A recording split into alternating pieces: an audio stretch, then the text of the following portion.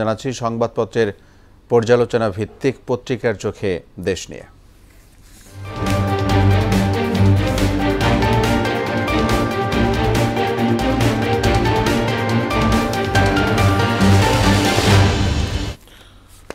দেশের শীর্ষ দৈনিকগুলোর প্রধান শিরোনামগুলো জানিয়ে দেব। আমার হাতে রয়েছে প্রথম আলোর শুরুতেই তাদের শিরোনাম জানব। অজ্ঞাত আন্দোলনকারীদের নামে আরও 11 মামলা, কোটা সংস্কার আন্দোলন, গ্রেপ্তার আরও 1400। পেটে গুলি, বুকে গুলি, পায়ে গুলি, কাতরাচ্ছেন তারা। বাসার ছাদে বাবার কোলে ঢলে পড়ে ছোট্ট মেয়েটি। রয়েছে ইত্তেফাক, তাদের শিরোনাম আইনশৃঙ্খলা বাহিনীর গাফলতি ছিল কিনা খতিয়ে দেখা হচ্ছে। আশঙ্কা ছিল এ ধরনের একটা আঘাত আসবে। প্রধানমন্ত্রী হাইব্রিডদের দল থেকে বের করে দেওয়ার দাবি ওবায়দুল কাদেরের। সমকালের শিরোনাম জানব, এত প্রাণ ক্ষয়, এত ধ্বংসযজ্ঞ।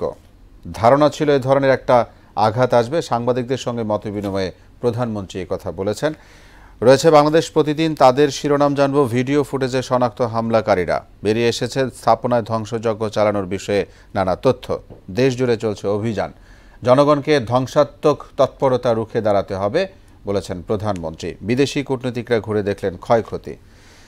যুগান্তর তারা শিরোনাম করেছে, ছন্দে ফিরছে সারা দেশ, 7 দিনের অচলায়তন ভাঙা শুরু।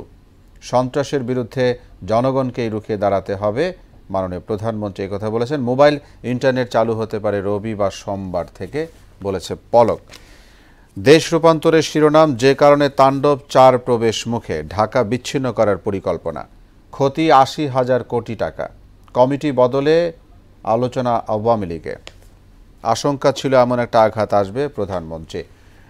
রয়েছে বণিক বার্তা, দেশের ইন্টারনেট সংযোগ ব্যবস্থাপনা শুধু মহাখালীর উপর নির্ভরশীল নয়। উড়োজাহাজ বিধ্বস্ত হয়ে নেপালে 18 জনের মৃত্যু, কেটে ফেলতে হচ্ছে সহিংসতায় গুলিবিদ্ধ অনেকের পা। The daily star, economy with dips scares limps along. Business factories reopen, aimed curfew break. 787 more arrested, nationwide crackdown. 3 missing quota protest coordinators found. Lifting curfew depends on this Friday, minister says in high profile meeting. জেনে নিলাম আজকের শীর্ষ দৈনিকগুলোর প্রধান